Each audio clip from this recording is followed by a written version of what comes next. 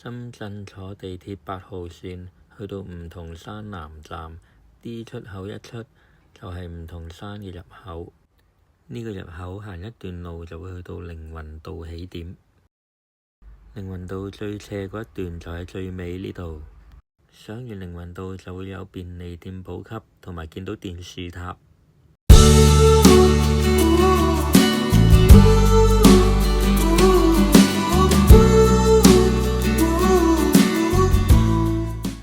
過咗電視塔轉右，沿住10里杜鵑一直行，嗰度啲杜鵑花都好靚。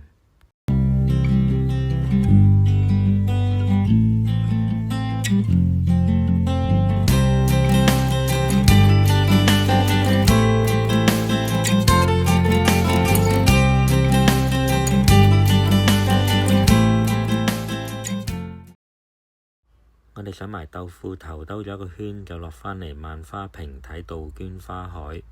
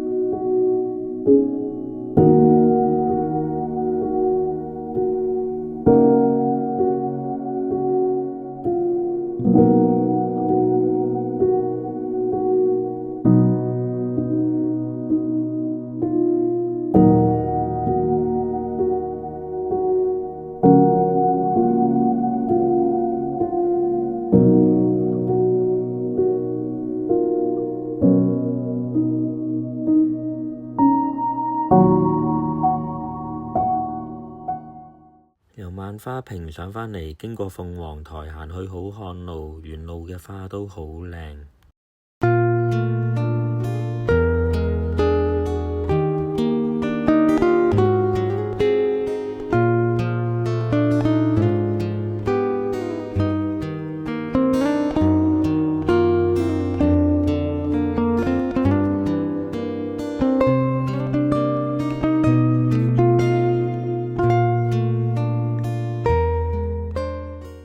到咗好漢坡觀景台，又有便利店補給啦。好漢坡頭一段就分開左右兩邊樓梯上山，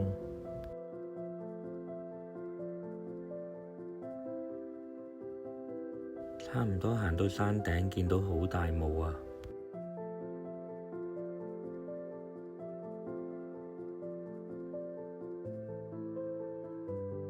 輕輕鬆鬆抵達鵬城第一峰，仲俾我哋見到蒙面人演唱會喎。